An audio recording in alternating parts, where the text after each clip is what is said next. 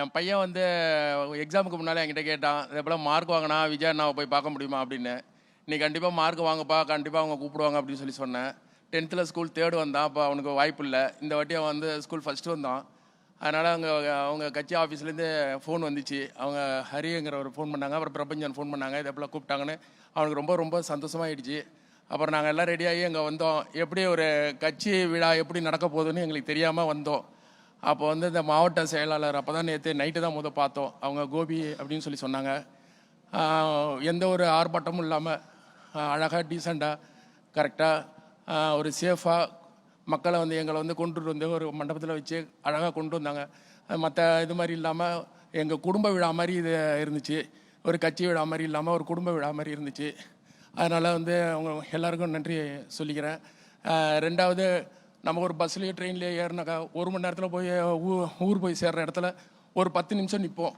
அப்போ 1 மணி நேரத்தில் ஊர் போய் சேர்றோங்கிற நேரத்துலேயே 10 நிமிஷம் தான் நிற்க முடியும். அதுக்கப்புறம் ஏதாவது ஒரு சீட்டு காலியாக இருக்குமா, எப்போயாவது உட்காரலாமா, அப்படி தான் யோசனை பண்ணி சுற்றி பார்த்துக்கிட்டு இருப்போம் கூட்டமாக இருக்கிற பஸ்ஸில். இப்போ ஒரு தளபதி வந்து காலையில் 10 மணிலேருந்து சாயங்காலம் 6 மணி வரையிலும் நின்று மாணவர்களுக்கு ஒரு புன்னகையோட மைக்கு கேட்டால் கொடுத்து அவ்வளோ கஷ்டத்துலேயும் நின்று எவ்வளோ இடுப்பு வலி கால் வலி இருக்குங்கிறது எங்களுக்கு தான் தெரியும். ஏன்னா நான் காய்கறி கடை வச்சுருக்கோம். காலையில் 6 மணிலேருந்து நைட்டு 11 மணி வரலும் நாங்கள் நிற்கணும். நின்னாதான் அதோட வலி தெரியும். அதனால் அவங்க வந்து அவ்வளோ கஷ்டப்பட்டு நின்று மக்களுக்கு வந்து ஒரு ஆர்வமாக சலிக்காமல் இந்த மேடையில் நின்று கொடுக்கறதுனால தான் வருங்காலத்தில் அவங்க வந்து சலிக்காமல் மக்களோட சலிப்பு இல்லாமல் ஒரு நல்லாட்சி அவங்களால வழங்க முடியும் அப்படிங்கிறத நான் பெருமையாக சொல்லிக்கிறேன். ரெண்டாவது, போன விழாவில் வந்து தளபதி சொன்னாங்க, இதே போல் இந்த சாதி மதத்தெல்லாம் தள்ளி வைக்கணும் அப்படி சொல்லி சொன்னாங்க. அதனால் நான் ஒரு கோரிக்கை அவங்கள்ட்ட வைக்கிறேன்.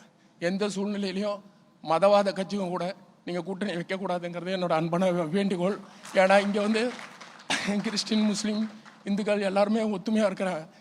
எந்த சூழ்நிலையிலையும் மதவாத கட்சியும் கூட நீங்கள் கூட்டணி வைக்கக்கூடாதுங்கிறது என்னோடய பணிவான வேண்டுகோள். நன்றி, வணக்கம். செய்திகளை உடனுக்குடனும் துல்லியமாகவும் தெரிந்து கொள்ள சப்ஸ்கிரைப் பண்ணுங்க.